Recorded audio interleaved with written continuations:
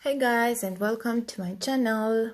In this tutorial I will show you how to make this super easy buttercup t-shirt. It's a knitting tutorial and it's super easy to make.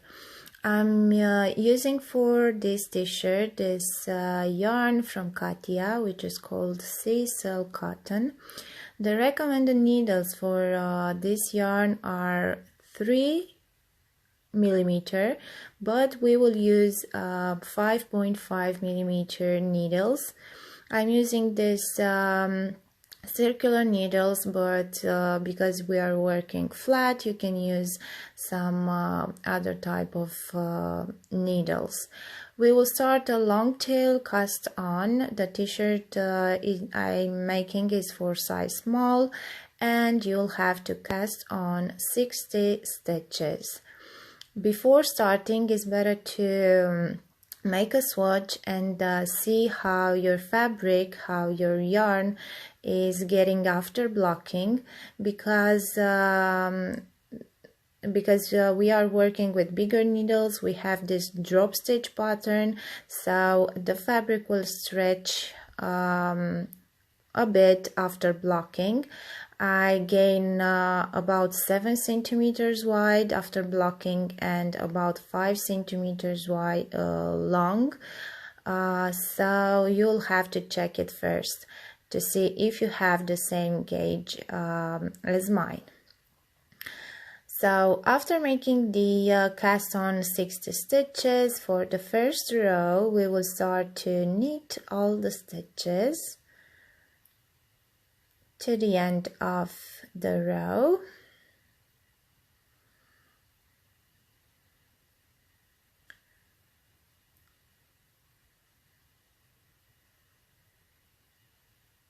So just knit all the stitches all the way across. You'll see that it's a super easy pattern to follow, and it's perfect if you are a beginner or you want to just try and train your knitting skills. This is perfect. After finishing the first row, we will start the second one. I'm just dropping slip stitch, the first slip the first stitch, but if you want you can knit that one also. And we will knit like this 4 rows. So this here I have 4 rows, knitting all the stitches. And now we will start with our drop stitches. So I'm slipping the first stitch and then yarn over once, knit 1 stitch, yarn over once, knit 1 stitch, yarn over once. If you want, you can make the same stitch, drop stitch, and you can have the same result. If you, when knitting 1 stitch, you are wrapping the yarn twice when knitting that stitch. It will have the same result, so whatever method is easier for you, you can use it and you'll have the same result. Now after this row, basically we have double the amount of stitches. So now slip the first stitch, and that yarn over you have to drop it. So knit 1 stitch now and drop the yarn over, knit 1, drop 1, knit 1, drop 1. So this is how this row will be worked, and this is how we are getting these higher stitches to get this lace result. So now after turning, so we finished this row, we have now again the same number of stitches that we started, and now we will have to knit the next all stitches for the next 3 rows. And then again we will repeat the 2 rows for the drop stitches pattern. So now knit all the stitches to the end of the row.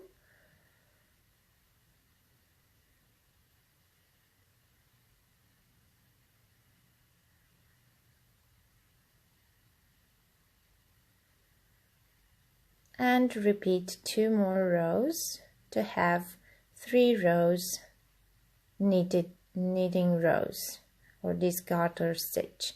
Okay, so I finished the 3 rows again, and now I'm about to start again to yarn over after each knit stitch to just make this drop stitch pattern, and we will repeat until we will have in total the desired length, or I did in total and I counted only the drop stitches rows.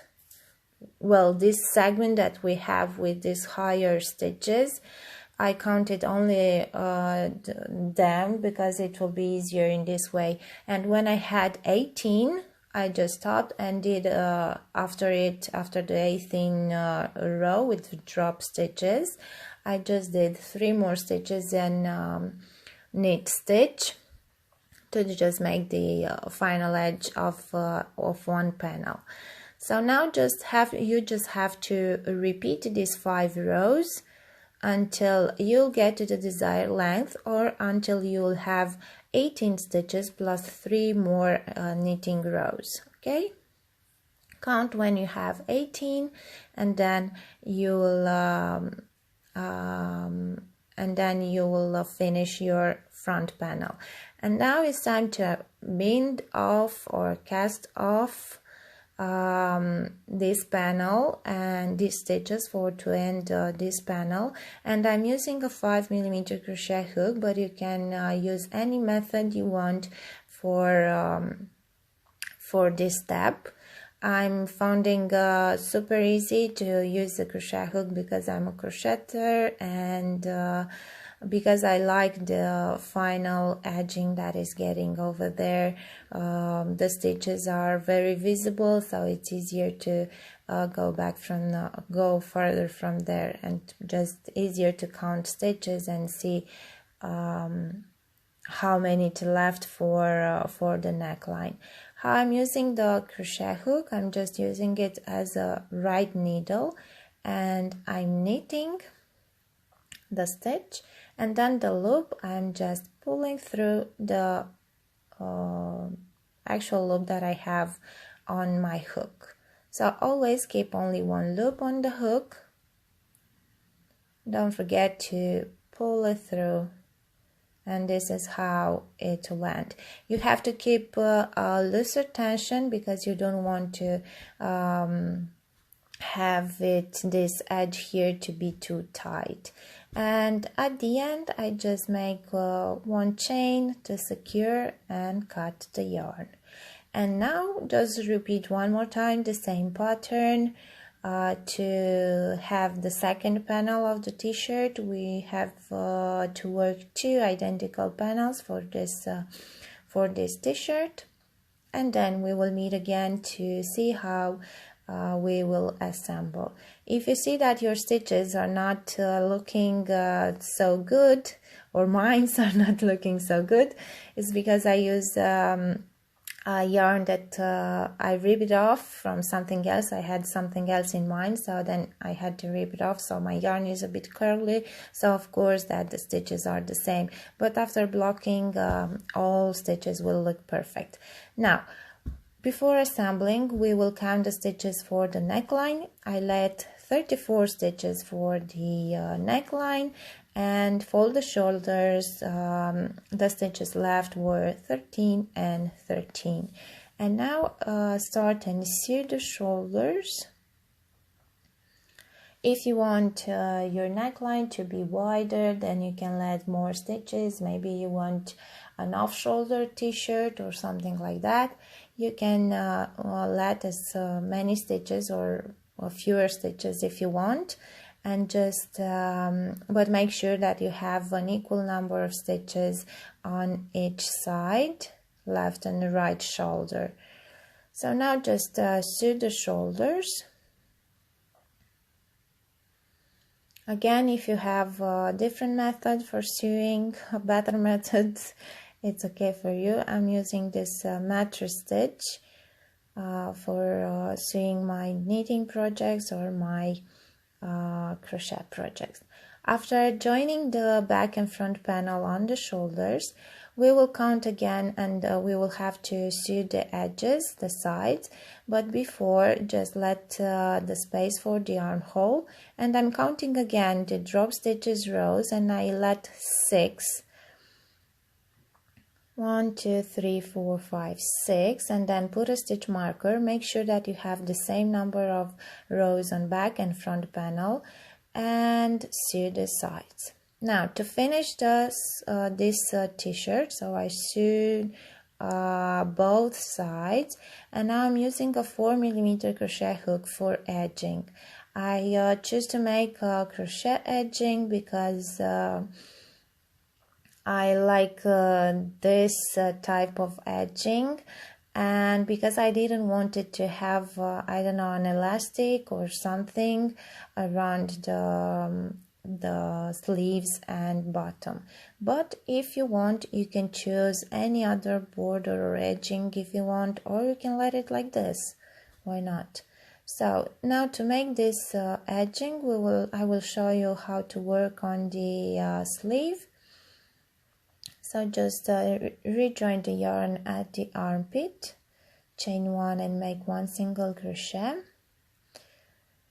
And then in these knitted side rows, depending on how loose you were working, I just did on the drop stitches pattern where the stitches are higher, I did 3 single crochet, and on the other normal side rows I did 1 or 2, depending on how high or how loose the stitches, the rows were.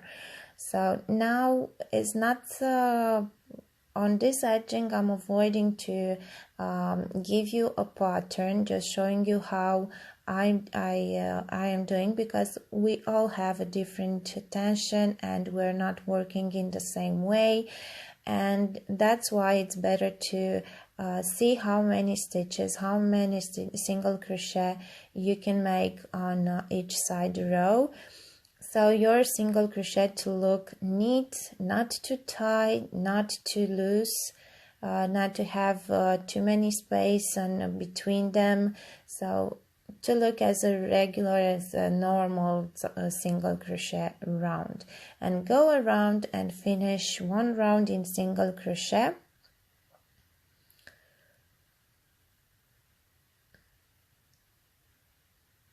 Okay, so this is the first row. Now I will do 1 more row in a regular single crochet, doing chain 1, 1 single crochet in the first stitch, and then 1 single crochet in each stitch around. And I will finish the edging with 1 more row, but this time with twisted single crochet. I love how the stitch is looking on edging, so I'm using it on many of my crochet, or just now I think it was the first time when I'm using it on a knitting project where I don't have too many knitting projects and design, but I'm working on changing this. Okay, so now to make the twisted single crochet, just insert the hook like for a normal single crochet, regular single crochet, yarn over, pull it through, and when you have 2 loops on your hook, just twist the hook and then finish the single crochet. And this is how we are getting this look of the stitch. And this twisted single crochet row, I am doing it on the wrong side. Okay, so now I will repeat the same on the bottom edging of the t-shirt. Doesn't matter, you have to rejoin the yarn somewhere in the back. It's better to do it in the back, or if you want, you can do it somewhere on the on a side, if you want, and then just repeat the same as we did on the sleeves, and this time I just made one single crochet into each stitch, so I didn't do more stitches, just one in each stitch. And this was it. This is a super easy t-shirt. It's super light. I think I used for the entire t-shirt 3 skeins of yarn, 3 balls of yarn, and then from the 4th I started to work on the I started the 4th, I think, for the sewing and for the edge. So it's super light and I love it so much. So thanks for watching. I hope you like it too. Don't look that it's looking like a mess right now, because after blocking the stitches will look nicer. So in case you enjoy it, thanks for watching, and I can't wait to see your Buttercup t-shirts. Bye bye.